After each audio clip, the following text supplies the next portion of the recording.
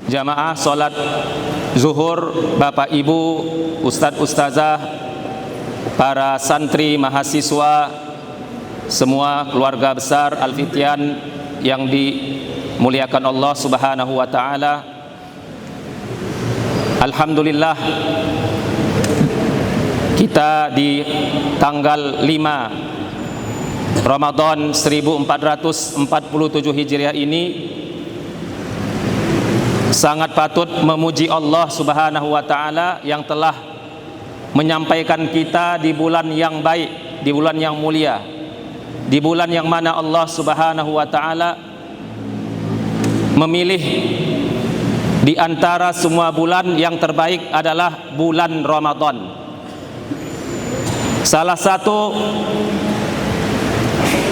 kemuliaan yang telah Allah tetapkan, kenapa Ramadan menjadi bulan yang terbaik? Karena Allah Subhanahu wa ta'ala menurunkan Al-Quran di bulan Ramadan, sebagaimana yang Allah sampaikan dalam surat Al-Baqarah 185, Syahrul Ramadan alladzi unzila fihil Quran. Maka Allah Subhanahu wa ta'ala menurunkan Quran itu di malam Lailatul Qadar. Inna anzalnahu fi lailatin mubarakatin. Sesungguhnya Allah Subhanahu wa ta'ala telah menurunkan Al-Quran itu di malam yang penuh berkah. Dan malam itu adalah malam, salah satu malam yang ada di bulan Ramadan, sebagaimana yang disebutkan oleh Imam Ahmad dalam kitabnya Al-Musnad, meriwayatkan an Wasilah yakni Ibnul Asqa, anna Rasulullah sallallahu alaihi wasallam qala, Rasulullah bersabda, unzilat suhufu Ibrahim alaihi salatu wassalam awwala lailatin min Ramadan. Allah Subhanahu wa ta'ala menurunkan lembaran suhuf Ibrahim itu pada malam pertama bulan Ramadan. Wa unzilatit Tauratu li sittin madaina min Ramadan. Dan Allah Subhanahu wa ta'ala menurunkan Taurat kepada Nabi Musa pada tanggal 6 Ramadan. Wa unzilal Injilu li salasa asyrata khalat min Ramadan. Dan Allah Subhanahu wa ta'ala menurunkan Injil kepada Nabi Isa 13 Ramadan. Wa unzila Az-Zabur li samana asyrata khalat min Ramadan. Dan Allah Subhanahu wa ta'ala menurunkan kitab Zabur kepada Nabi Daud tanggal 18 Ramadan. Wal Qur'anu li arba'in wa ishrina khalat min Ramadan. Dan Allah Subhanahu wa ta'ala menurunkan Quran pada tanggal 24 Ramadan. Maka dari hadis ini kita simpulkan Allah Subhanahu wa ta'ala memuliakan bulan Ramadan salah satunya karena ada Al-Qur'anul Karim. Berkata Imam Ibnu Abbas, anzalallahul Qur'ana jumlatan wahidatan minal lauhil mahfuzi ila baitil izzati minas sama'id dunya summa nazala mufassalan bihasbil waqa'il fi salasin wa ishrina sanatan ala Rasulillah sallallahu alaihi wasallam.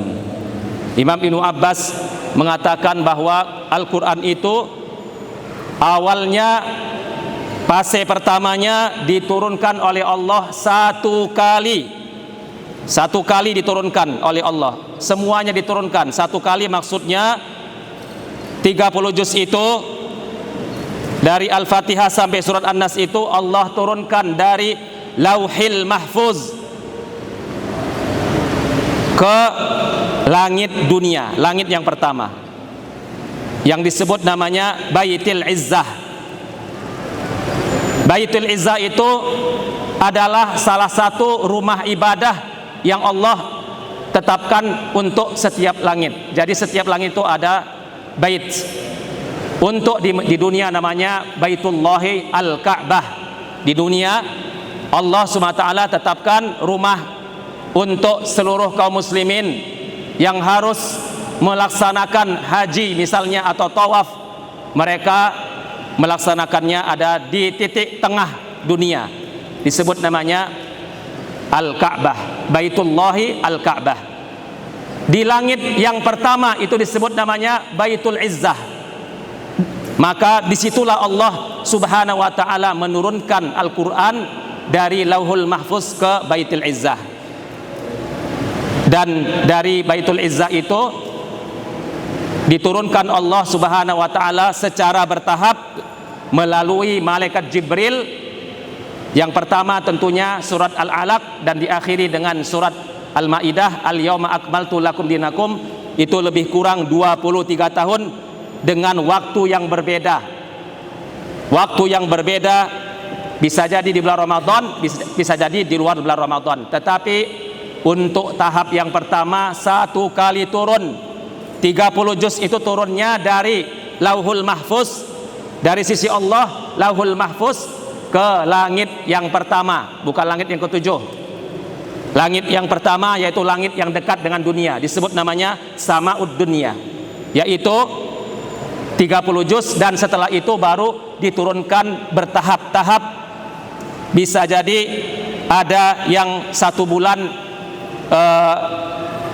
puluhan atau puluhan ayat misalnya, dan bulan yang lain lebih dari itu. Ini tergantung kepada kondisinya, ya, bihasabil waqa'i, sesuai dengan waktunya, sesuai dengan kondisinya, sesuai dengan kebutuhannya.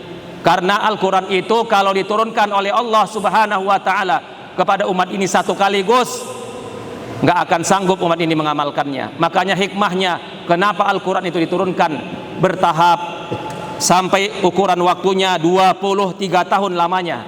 13 tahun di Makkah Rasulullah berdakwah, lanjut lagi di Makkah, di Madinah 10 tahun. Itu menunjukkan apa?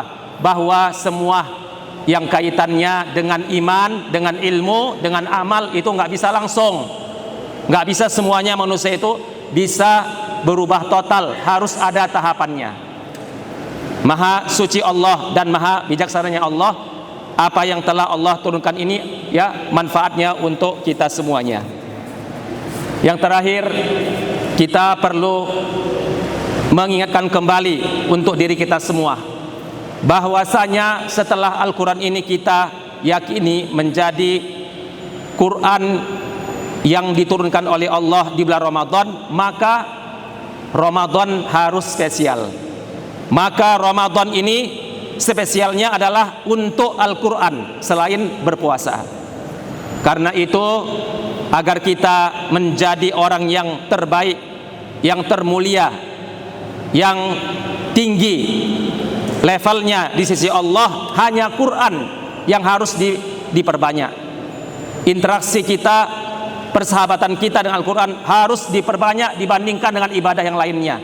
Insya Allah ibadah yang lain masih bisa dilaksanakan ya di luar bulan Ramadan, tetapi khusus Ramadan harus lebih spesial, harus lebih banyak, harus lebih maksimal, sebagaimana yang dikisahkan, yang diriwayatkan bahwa salafus soleh bagaimana mereka menjadikan Al-Quran itu sebagai sahabat mereka. Seperti Imam Abu Hanifah contohnya, kana yakhtimul Qur'ana fi Ramadan fi kulli yaumin marrataini, marratan fin nahari wa marratan fil laili. Imam Abu Hanifah mengkhatamkan Quran di bulan Ramadan setiap hari itu 2 kali. Siang 1 kali khatam, malamnya 1 kali khatam. Wa kana Imam Syafi'i demikian juga, fi Ramadan sittuna khatmatan yaqra'uha fi ghairi shalah. Demikian juga Imam Syafi'i mengkhatamkan Quran di bulan Ramadan 60 kali, dan 60 kali itu di luar salat, bukan dalam salat. Kemudian disebutkan juga tentang Imam Malik, wa an ibni Wahbin qila li ukhti Malik maka nasughlu Malik fi baitih qalat al mushafu wat tilawah.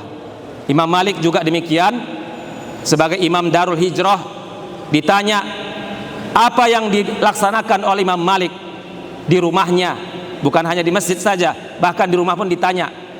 Ternyata beliau juga pada saat di rumah yang dipegangnya, yang dibacanya adalah Al-Quranul Karim. Yang terakhir, Imam Bukhari kana yakhtimu fi Ramadan fin nahari kulla yaumin khutmah wa yaqumu ba'da tarawih kullu salasi layalin bi khutmah. Imam Bukhari mengkhatamkan Al-Quran di bulan Ramadan siang-siang, ya, setiap siang itu 1 kali khatam, dan malamnya karena ada tarawih dia baca Quran 3 malam khatam Quran. Setiap 3 malam dibaca sholat tarawih 3 kali, setiap 3 hari khatam Quran, berarti 10 malam, 10 kali khatam Quran malam-malam, tapi di siang hari khatamnya setiap hari. Masya Allah, tabarakallah. Kita berharap semoga kita semuanya mampu menjadi orang-orang yang dapat mengikuti, mentauladani orang-orang yang telah mendahului kita, as-salafus salih. Tashabbahu biqaumin illam takunu mislahum innat tashabbuha biqaumin falahu. Kita contoh mereka sesuai dengan kemampuan kita. Kita contoh mereka sesuai dengan titik terakhir maksimalnya kita beribadah di bulan Ramadan ini. Jika kita di luar Ramadan bisanya setengah juz 1 hari, berarti kita harus tambahkan 1 juz atau lebih. Jika di luar Ramadan kita bisanya 1 kali khatam dalam sebulan, maka kita harus niatkan di bulan Ramadan ini bisa 2 kali khatam, 3 kali khatam, 4 kali khatam, bahkan lebih dari itu. Aqulu qouli hadza wa sallallahu ala nabiyyina Muhammad wa ala alihi wa sahbihi wa sallam. Wassalamu alaikum warahmatullahi wabarakatuh.